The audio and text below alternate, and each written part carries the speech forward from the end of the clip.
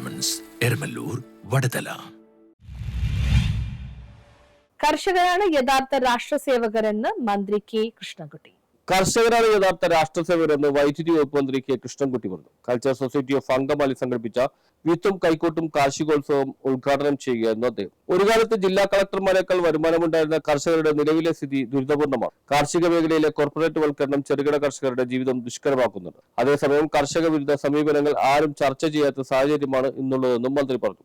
NITI ആയോഗിന്റെ report പ്രകാരം 2 വർഷത്തെ കർഷകരുടെ വരുമാനത്തിലുള്ള വർധന 0. അതിന് മുമ്പുള്ള 5 വർഷത്തെ വരുമാന വർധനവ് വെറും 0.5% താഴെ മാത്രമാണ്. നാണയപ്പെരുപ്പത്തിൻ്റെ അടിസ്ഥാനത്തിൽ ഉൽപ്പന്ന കണക്കാക്കിയാൽ 20 വർഷത്തെക്കാലം വിലയിൽ ഒരു മാറ്റവും ഉണ്ടായിട്ടില്ല. നാഷണൽ സാമ്പിൾ സർവേയുടെ റിപ്പോർട്ട് പ്രകാരം 2011-12 മുതൽ 2018 വരെയുള്ള കാലയളവിൽ 3,40,00,000 പേരുടെ തൊഴിൽ രഹിതരായി. ഇതിൽ 3 കോടി പേരും കാർഷിക മേഖലയിൽ ജോലിയെടുക്കുന്നു. യഥാർത്ഥത്തിൽ കിട്ടേണ്ട ഉൽപ്പന്ന വിലയേക്കാൾ 14% കുറവാണ് കർഷകർക്ക് വിൽപ്പനയായി ലഭിക്കുന്നത്. ഉപഭോക്താക്കൾക്ക് വിലയിൽ സൗജന്യം കിട്ടുന്നു. ഇപ്രകാരം 2000 മുതൽ 2017 വരെയുള്ള ഒഫീഷ്യൽ കണക്ക് വരുമ്പോൾ 45 ലക്ഷം കോടിയുടെ വരുമാന നഷ്ടം കൃഷിക്കാർക്കുണ്ടായിട്ടുണ്ട്. ആരും ഇവിടെ ചർച്ചയില്ല. പാർലമെൻറ്റിലോ അസംബ്ലിയിലോ പൊതുസ്ഥലങ്ങളിലോ ഒന്നും അത് ചർച്ച വരുന്നേയില്ല. കൃഷിക്കാരുടെ വരുമാനം ഞാൻ നേരത്തെ പറഞ്ഞു. എന്നാൽ സോഷ്യലിസം ഭരണഘടനയിൽ എഴുതി വെച്ച നമ്മുടെ നാട്ടിൽ ഏറ്റവും താഴെത്തട്ടുള്ളവൻ മുകളിലെത്തണമെങ്കിൽ 1600 കൊല്ലം പണിയെടുക്കണം.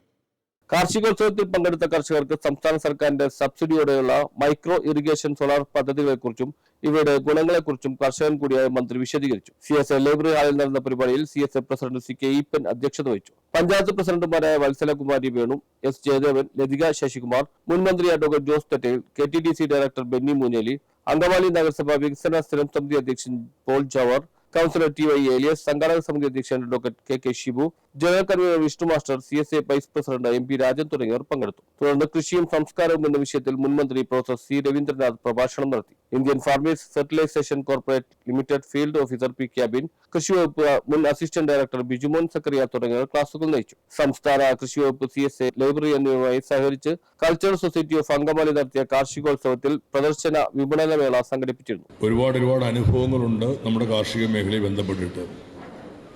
പക്ഷെ നമുക്ക് നിലനിൽക്കുന്ന രീതികളിൽ നിന്ന് വലിയ മാറ്റം അനിവാര്യമായ കാലഘട്ടത്തിലാണ് നമ്മൾ നിൽക്കുന്നത്.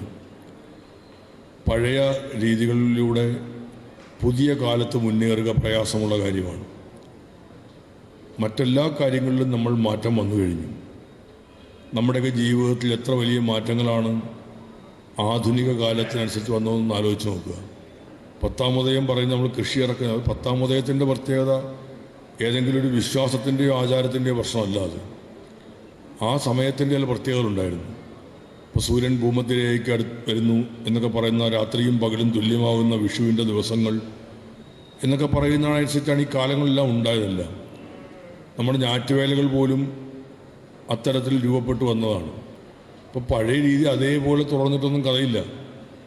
കാലാവസ്ഥയിൽ വലിയ മാറ്റങ്ങൾ വന്നിരിക്കുന്ന കാലത്ത് അതിനെ കൂടി കണക്കിലെടുത്തുകൊണ്ട് നീങ്ങേണ്ടതുണ്ട്. നമുക്ക് എങ്ങനെയാണ് ഒരു വിളവിൻ്റെ ഉൽപ്പാദനം എത്രമാത്രം ഉണ്ടാവും എന്നറിയുക. 10 വർഷത്തെ ഡേറ്റകൾ വെച്ച് തന്നെ നമുക്ക് ഇപ്പോഴത്തെ കാര്യം സെറ്റ് ചെയ്യാം.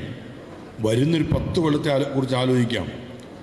ഈ തരത്തിൽ കാലാവസ്ഥയുടെ കാര്യത്തിൽ ഉൾപ്പെടെ നമുക്ക് മുന്നറിയിപ്പ് നൽകാൻ.